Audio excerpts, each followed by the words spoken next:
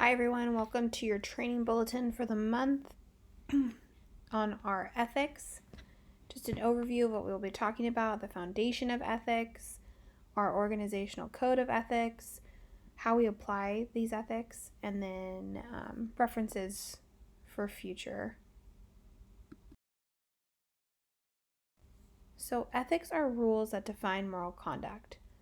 Law enforcement and ethics go hand in hand in terms of civic duty. It is our moral responsibility as law enforcement because we are held to a higher standard. You, as a law enforcement officer, have an obligation to abide by the code of conduct.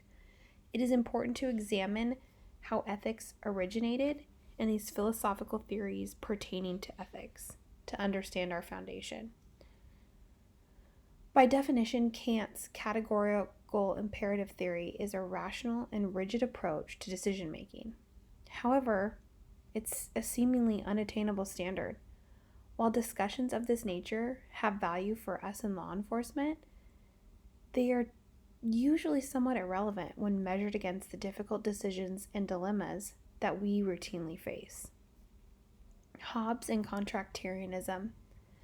While social contract theory does not tell people how they ought to behave, it does provide a basis to understand why society has implemented the rules and regulations and laws that we have. If not for social contract theory, our understanding of these need for these rules would be limited. Specifically for us in law enforcement, social contract theory is important to justify the power we can exert over the population as a whole. This power imbalance is part of the contract that society has agreed to in exchange for security. Where the contract can become problematic is when the power used by us in law enforcement exceeds what is expected by society under the contract. Aristotle in the virtue theory places great emphasis on good behavior of our officers. One way to ensure a strong likelihood of good behavior is we strive to hire those who have moral character that reflect the values of our agency, hence the background check that you all went through. Utilitarianism. As law enforcement officers, you guys possess a great deal of discretion that must be exercised by all officers of every rank.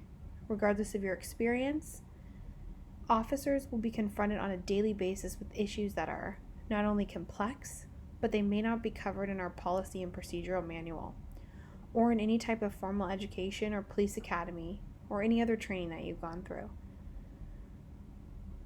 Officers are required to make exigent decisions without the ability to consult senior officers or the manual in the heat of the moment.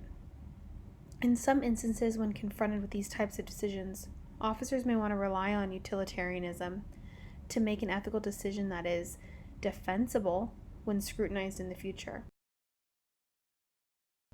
Our code of ethics is integral in maintaining the trust of the people we serve.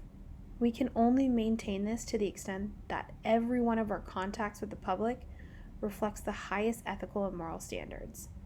This confidence in government or law enforcement has a vital impact on our ability to carry out our purpose. We must not only act with integrity, but we must be sure that none of our actions can be interpreted otherwise. Our organizational code of ethics stresses the importance of professional cooperation with fellow employees and other agencies. You are to strive to live an unsullied private life, obey all laws and policies. You are to serve the community and never act on personal feelings or biases. You must maintain integrity, ensuring public confidence, and the 6 pillars of character: responsibility, integrity, honesty, civic duty, to name a few. In your career, there is going to be instances where you're faced with an ethical dilemma. It's important to understand your role in the situation. For example, what if your partner was being rude and hostile to a member of the public? What is your role? What are you to do? Now, we can make excuses for this officer's behavior, such as he was frustrated, or he's more experienced than I am. Maybe this is the way of interacting that works better, even though you know that our policy does not condone this type of behavior. Police should be courteous, or at minimum be able to maintain composure even when the situation is difficult. Now, why is this important? Because an overreaction can not only escalate the situation, but it can make it more dangerous. What should you do? Should you say something to your supervisor? Or maybe if you're comfortable, say something to your colleague. And depending on your relationship, intervene and tell the officer to take a break or cool down. Understanding that it's your responsibility to ensure our department's ethical standards, and that you not only have an obligation to ensure that yourself is following the correct policy and procedure, but that other officers are following that as well and adhering to our code of ethics at all times. Thank you so much for listening to your training bulletin. Here are some references if you would like further information on this topic. If you have any questions, please contact your direct supervisor. Have a great day, everyone.